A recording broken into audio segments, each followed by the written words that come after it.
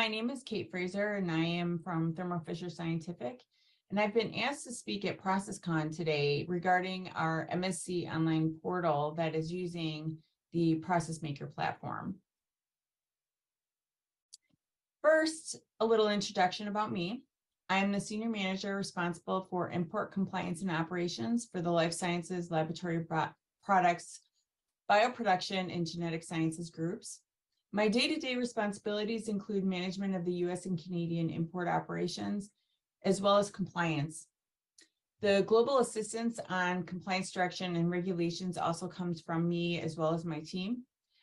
We are also responsible for the management of our miscellaneous shipping process, which is what we will be discussing today.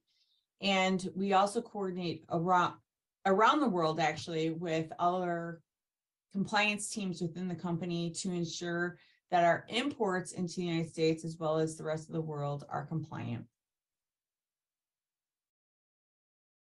A little bit about Thermo Fisher. We are the world leader in serving science, and with that position comes a great sense of responsibility to the global community. We realize we have an ability to make a significant and positive impact on society in many different ways, and therefore our mission is set to enable our customers to make the world a healthier, cleaner, and safer place. We do this by helping our customers accelerate the life sciences research, solve complex analytical challenges, improve patient diagnostics, deliver medications to market, and increase laboratory productivity. In addition, we also believe that part of our social responsibility is to continue and to enhance STEM education for school-age children. All right, a little bit about our miscellaneous shipping process background. I will be referring to it as the MSc process from this point forward because it's a lot to say. But this background is it's pretty hefty. It was a very long, ingrained process that we needed to bring forward into today's times. What this process is intended for is for shipments that cannot originate out of our ERP systems. So these are essentially offline shipments. They tend to be smaller. They're one-off. A lot of times they're sample shipments, they're returns, they're marketing materials, tchotchkes, things like that.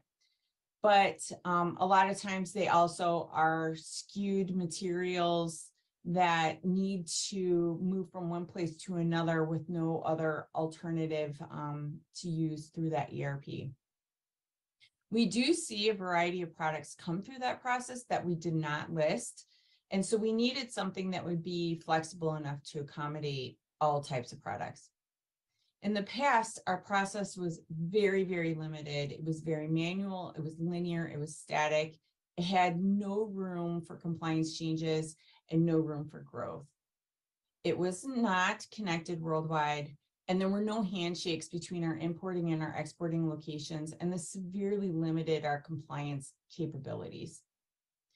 In addition, the ability for people to bypass the process was high, and therefore put the company at multiple levels of risk. This meant the compliance teams needed to remake the process and create something that was easier, streamlined, connected, something that was more dynamic, as well as maintaining a source of historical records.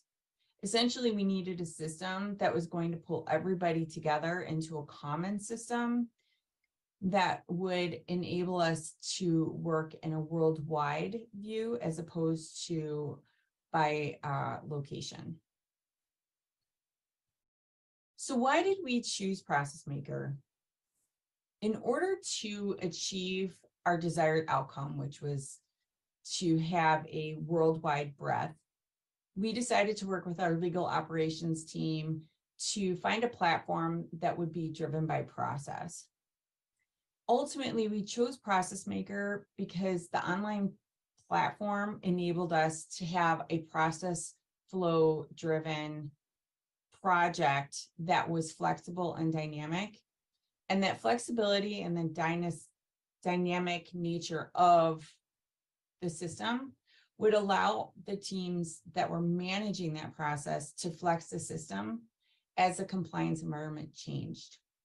We see compliance changes on a frequent basis. And so that was a really critical part to us choosing this particular platform.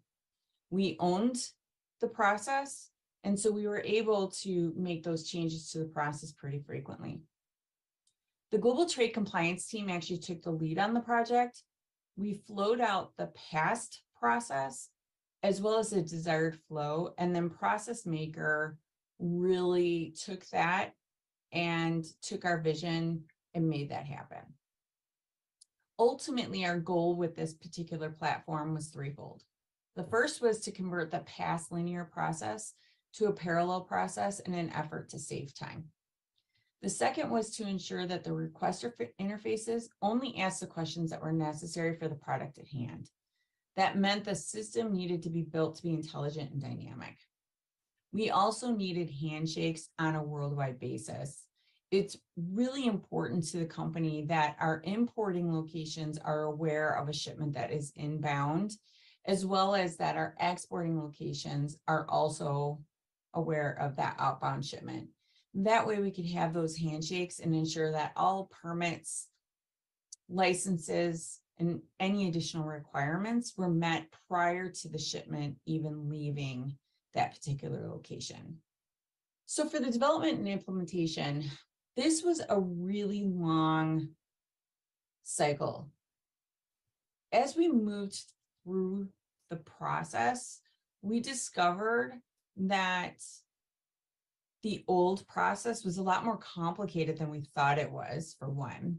But what we were looking for was even more complicated. And there were nuances that needed to be taken into account due to nuances on a globalized basis. So the result of that, from the time that we signed our contract to when our initial go live was, took just about 2 years for us to get to that point. From that launch to the actual project closure was another 2 years.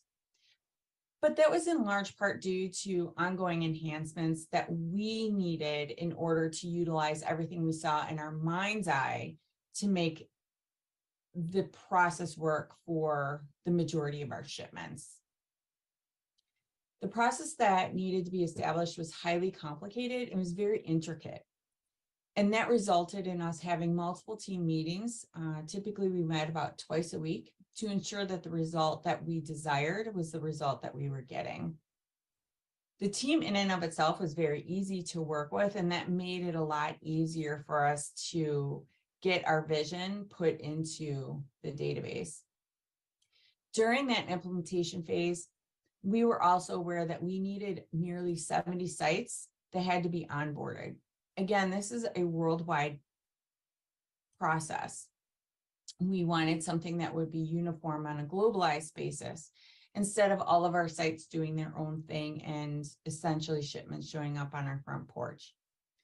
Ultimately, the implementation strategy that we took was to implement our largest sites first. They were seen as the largest potential offenders and the largest areas of risk.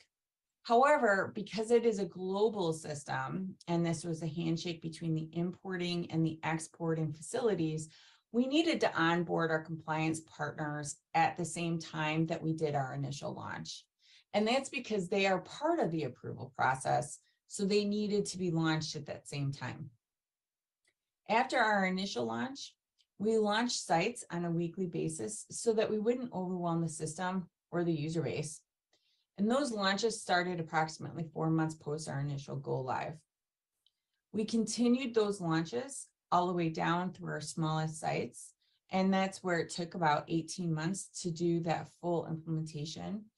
But while we were doing all of those implementations, we were also doing enhancements to the system based on user feedback.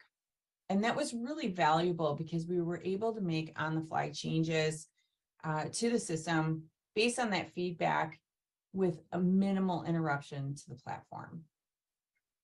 So what has ProcessMaker done for us in particular?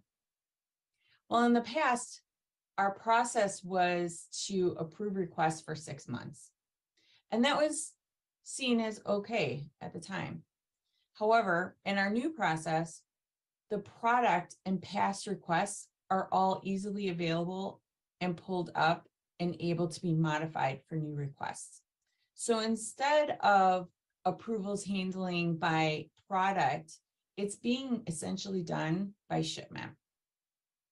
The flow and the approvals are set up based on each individual product, and that offers the dynamic nature we were hoping to achieve.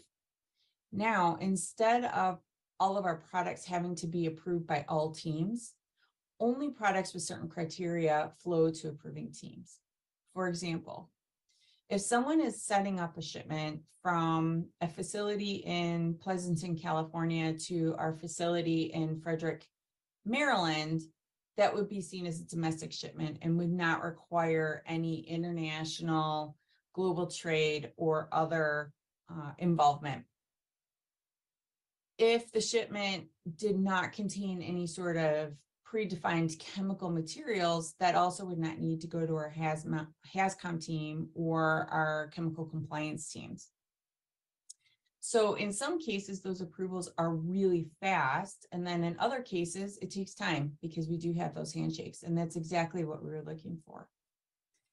In addition, we've also set up the flexibility in the request forms so that the users only get questions based on the input they're providing. For example, if they say that their product does not contain any batteries, they wouldn't get the additional 6 questions that would relate to batteries. It would just move on. However, if they did indicate there was a battery required, they would have to complete that additional information. Again, the system was created for a worldwide uniformity for the data requested, also for needs, approvals, and shipping. This particular process is an end-to-end shipment, so it goes all the way from the requester all the way to our distribution team. And with that said, the system also creates relevant shipping documentation automatically. So this would include the commercial invoice, the packing list, any hazardous forms that need to accompany for air freight, things like that. In the past, those needed to be manually created. And anytime something has to be manually created, A, it takes extra time, and B, there's always the ability for an error to be made, and that could be a critical error. The system always maintains our records, and that's in a cloud-based environment, and that also enables us to run metrics as necessary. What's nice with this is in the past, our sites had to maintain these individually, and they maintain them on paper. Trying to get a shipment history in that kind of manner was very difficult. It was time consuming, and more often than not, we were not able to locate the required documentation. This way, we're able to query by site, we're able to query by user, case number, any number of ways for us to see a history on a particular shipment or even on a series of shipments. In addition, our particular process eliminated independent site processes, and that was important because many times they differed from site to site. Most importantly, this allowed us to return authority to our distribution teams, where in the past, they might have been put into a position where they might have to ship something out that they were not comfortable with or did not have all the accurate or proper documentation. This way, if it's not in the system, they're incapable of shipping it, and it allows them to say, I'm sorry, I'm not able to ship it until I see it come through in my queue. It removes the ability for people to independently ship products. There was a sideline project that was conducted to limit users and their ability to use courier accounts. It eliminated unnecessary information and steps, and that resulted in processing time drops. Ultimately, with that one in particular, the time drop was significant. In the past, it had to go to 3 teams.